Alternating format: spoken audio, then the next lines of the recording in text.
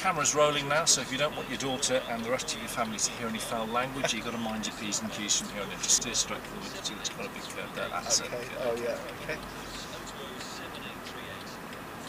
Yeah, you can. Yeah, this is a good speed around here because it's a bit more powerful than I'm used to. So I'm just finding the accelerator. You're going to get plenty of time to feel the power. And then we're going to be turning left down towards where it says driving experience. Here they are. Bye bye. See you in a while. And there's my other half there. Lots of people taking pictures of you. Okay, so we go through the two upright red and white barriers there. Okay. Straight over the roundabout the other side onto the access road in our 12 o'clock. Now on the access road we've got a 30-ish limit, and that's just because it's two-way. Basically all the tracks of course are unidirectional, so we've got to use this access road to get to from between exercises, and we might even encounter the odd learner on here. Any A or B classes we see are learners, that's why they like us to be a little bit circumspect along here. Okay, I see that's my speed. I'm doing 25, is that right? Yeah, that's okay. In fact, if you just accelerate a little bit more, you'll feel the car will hold you at 30. Okay. Because I've got the limiter applied. Okay. Can you feel it won't let you go any faster now? I didn't try, but okay, it well, feels... Okay. When we get to the two orange and white cones here, we're going to turn right through the gap between them. Okay. Don't need to indicate, do I? If we've got something to say to someone, signal, otherwise don't bother. It's kind of normal form on that front. Okay. I don't know if I'm pushing the indicator there or... Yeah, don't worry about it.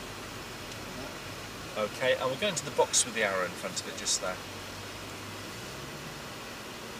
It's just finding the acceleration. I don't want to hit it too hard, well, because I know this is a big engine, isn't it? Okay, I'm just about to give you an idea about how the car does accelerate. Okay. Where are the indicators, just in case? Okay, that's your indicator there. That's down there. Yeah. Doing this one.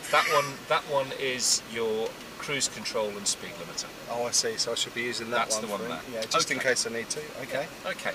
So the first exercise we're going to do is actually 3 little exercises rolled into one. I'm going to get you to accelerate relatively briskly up to 30. Okay. And because the speed limit is applied, you'll feel the car won't want to go any faster. When you feel the car holding you back, you're then going to floor it. Full acceleration. Absolutely mash the gas pedal down as hard as you can against the floorboards. Okay. This is going to do two things. One, it's going to operate kick down on the gearbox. Two, it will actually override the speed limiter. Okay. So you'll hear a beep. There'll be a pause of about 1/4 of a second, and then the car will simply take off. Okay. When you hear me say brake, you're then going to stamp on the brake pedal as hard as you possibly can and get the car stopped in the shortest possible distance that you can.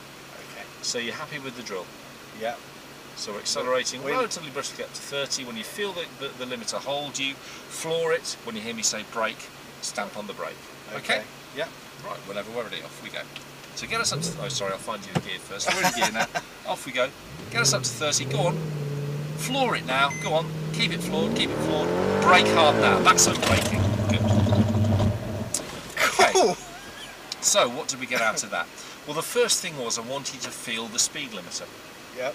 And you get to 30 and you can feel the car doesn't actually want to go any faster. I'll let you accelerate through it that time, but from now on, whenever you feel the speed limiter holding you, that's the speed we should be doing, so don't accelerate through it again. Okay. Okay. I did also then want you to feel how lively the car is and what happens when we get all 460 horses galloping.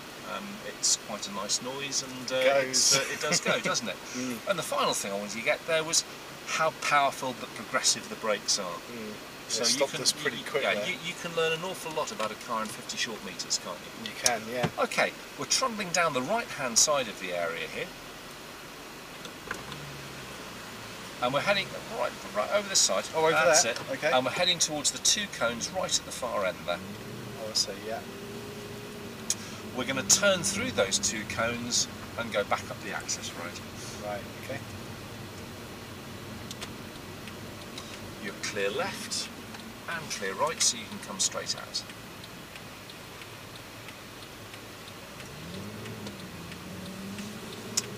And we're just going back to the box that we just came out of again. Okay.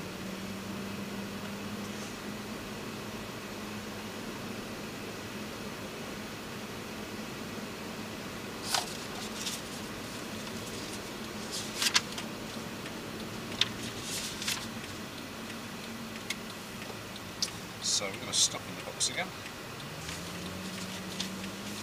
Okay. Now we're going to do another braking exercise. It's another emergency stop. This one's from 45. Okay. So we won't need to use full acceleration to get up there. Just again, accelerate up until the point where you feel the car's holding you back. But we are going to be a lot further down the straight when I get you onto the brakes this time. So we're actually going to be on the irrigated surface we can see in front of us. Now that surface is artificial, and when it's wet, it's as slippery as black ice. Right. So you're now going to do an emergency stop from 45 on the black ice. Okay. And just to make life a little more interesting, Trevor, when you hit the brakes, you're going to release the steering wheel and cross your arms on your chest. This is full braking, but no steering on ice. Okay. Once we're on the brakes, no matter what happens, keep the pedal buried until the car comes to rest, no matter what you feel the car doing. Okay. Okay?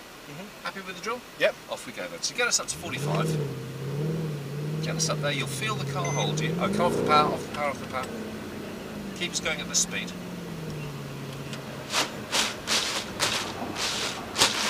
Brake now, full braking, hands off, good.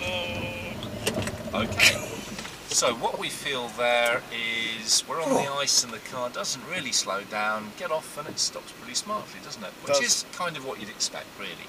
Okay, through the cones, back up the access road again. But it also underwrites this idea that ABS doesn't work on ice. We're often told that, aren't we? Yeah. Are you a Top Gear viewer? I am a Top Gear viewer. Okay, so yeah. in the last show of the last series, St. Jezza, may his name be blessed, actually made that very point about ABS not working on ice. Trouble is, he couldn't be wide of the mark if he tried. There you were, braking as hard as you could on the ice, not steering, but the car kept straight, didn't it? It did, yeah. If we didn't have ABS, there is no way that would have happened. Because without ABS, well, we're both of an age where we learned to drive on pre-ABS cars, aren't we? Yeah. So in fact, we're both painfully aware that you even breathe on a brake pedal on an icy surface. At the very least, you're going to lock the two front wheels up, and in all probability, all four have gone, haven't they? And once that's happened, anything that destabilises the car, a change in grip or camber, or just a bump will have you spinning uncontrollably to end up God knows where. But we kept absolutely straight. ABS's main function in that situation is just to stop everything from locking up, so you've got some kind of control. Stay straight, yeah. Did you also feel that when we were on the ice, you couldn't push the brake pedal all the way down, but once we got off, you got full braking effort back? I did, yeah. Okay. We've got a whole load of safety systems on this car, but they're all integrated into an overall system called ProSafe. ProSafe could feel that you were braking hard, but the car wasn't slowing down as much as it should. So it just stopped you from applying so much braking effort that ABS is then struggling to stop it from locking up. It won't stop you quicker, but it does give you some control. And it's going to allow us to pull the next stunt. Because what we're going to do now is a manoeuvre called a brake and avoid. This one simulates the time when you're driving along, the guy in front of you hits the brakes unexpectedly, so you're not just braking, you're steering as well so you don't hit him. But we're going to be doing this on the ice. Okay. Now, for some strange reason, they won't let us park a car down there to demonstrate it. So I will give you some pace notes to make up for that. You're going to hear me say brake hard, steer right, steer left, straight. So you've just got to follow the directions, but remember to look where you want to go. Now the car's going to slide because you're braking and steering on ice. If you look at where you think you're going to end up, so if you're looking at the great big pile of cones on the side of the track there, we'll run into the cones. What, these ones? If you're looking at them, we'll hit them. Oh, I see what you mean. If you look at where you want the car to get to, i.e. further down the straight, we've got a much better chance of getting there. Okay. Theory sounds pretty good, doesn't it? It does. Shall we see if it works? What sort of speed are we? 35, speed limiter has been reset. Right, Off we go. okay. So just get us up to 35. Come over to the left of me a little bit more. Get us up to 35 then. You'll feel the limiter hold you. That's it. Speed and course are good, just wait for the pace notes. Brake hard. Steer right, steer left, straight, and down the brakes. Now you can feel the car struggling to get the speed off, but we did stop, and you were able to change direction at will. This is a worst case scenario, Trevor, because there's nowhere in the UK, certainly not around Waterlooville, where you're ever going to get 100 metres of ice. It tends to be patchy, doesn't it? Yeah. So if we can do this here, we can do it anywhere. And all you've got to remember is don't look at the guy who's lost control in front of you. You'll collect him, look at where you need to put yourself to miss him, and the car will do its best to get you there. How old's your Fiat? 12. Okay, so has it got ABS on it? I think so, yeah. Okay, if it's got ABS, you can do that. If it hasn't got ABS, there is only one thing that you can do in that brake and steer situation. You have to lean right forward, stick your head between your knees and kiss your ass goodbye. That's all you can do. But the technology means we don't have to go through It does allow me to control it, when I'm braking in the wet or the... So my advice would be, if it hasn't got ABS, get rid of it and get something that does. ABS